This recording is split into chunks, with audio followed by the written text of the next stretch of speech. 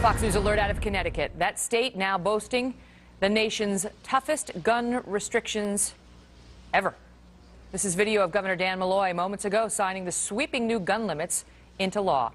That new law bans more than 100 types of firearms, requires background checks on all gun purchases, and bans the sale of ammunition magazines that hold more than 10 rounds.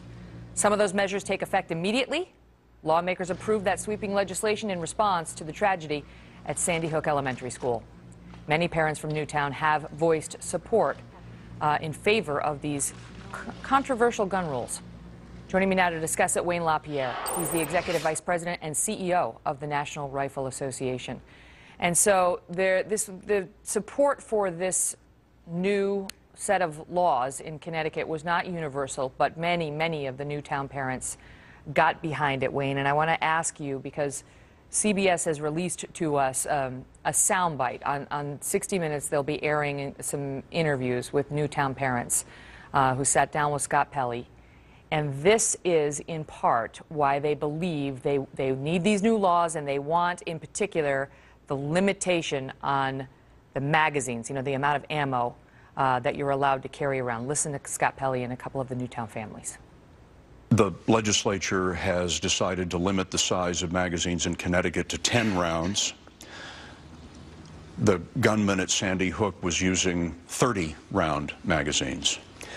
Now, I've heard the argument made, you can change these magazine clips in these rifles in a matter of 2 seconds. So what difference does it make? Well, I mean, there was one instance where it wasn't 2 seconds, and it allowed 11 kids to get out of a classroom. Yeah. Tell me about that. It's just a simple arithmetic. If you have to change magazines 15 times instead of 5 times, you have 3 times as many incidences where something could jam, something could be bobbled. You just increase the time for intervention, you increase the time frame where the kids can get out. And there's 11 kids out there today that are still running around on the playground pretty much now at lunchtime. Who escaped from these classrooms. Right. He left the smaller capacity magazines at home. That was a choice the shooter made. He knew that the larger capacity magazine clips were more lethal. It's powerful to listen to, you know, those families directly affected say, if Adam Lanza, the shooter at Newtown, had not had 30-round magazines, if he had only had 10 rounds in these guns, more children would have lived. Your thoughts? Well, I think the problem with what Connecticut did, Megyn, is the criminals, the drug dealers, the people that are going to do horror and terror, they aren't going to cooperate. I mean, all you're doing is making the law books thicker for the law-abiding people. And, I mean, from the very start, my thought has been how little of this has to do with actually keeping kids safe and how much it has to do with this decade-long agenda against firearms that some of the political class and the media have had. What NRA is focused on is what we actually believe will make people safe, which is if you're going to stop something horrible from happening in a school, put police officers or certified armed security in every school. Fix the broken mental health system that's broken from one end of this country to the other. And the third thing, one gun or one round in the hand of a criminal or somebody mentally dangerous is too many. And we need to get that person off the street, interdict them, incarcerate them if they're criminals before they get to their next crime scene. If they're mentally defective, intercept them and get them off the street and get them into treatment. And that's what the NRA is focusing on, is things that actual work. I appreciate that, and I understand you articulate your position well, but if I could circle you back to that, you know, because if there's anything that moves people in this country, or has moved them in one direction or the other recently, it is that Newtown tragedy. And you hear the parents and the spouses of those killed, so there were 20 children and 6 adults killed, say 11 children had the chance to escape as that guy reloaded. And the father, or the one man saying there, if he had had to reload 5 times instead of 1 time, how many more lives would have been saved? That is, to me, the most compelling argument. That is revealed in the most compelling way anyone has yet revealed the argument for this limitation on ammo. And I'd love to get your response.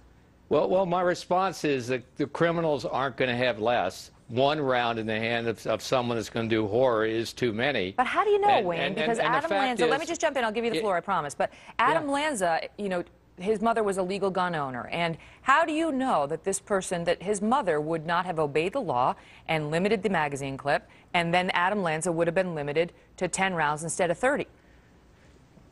Megyn, people that know guns, you can change magazine clips in a second. There's no evidence that anything would have changed. I mean, the fact is, if you're a homeowner, though, and you have someone coming through your door in the middle of the night, why should you be limited to 3 rounds or 4 rounds like Mayor Bloomberg wants to do? What about 10? I mean, the fact is the criminals aren't going to be limited. People want magazines for the same reason police carry 17-round magazines to protect Capitol Hill. You may need them for protection if something horrible is happening. Most robberies involve, a third of robberies involve multiple intruders. And, you know, people want them for the same reason police want them, for the same reason the Capitol Hill is protected by them, why should you be limited to what some politician believes is reasonable?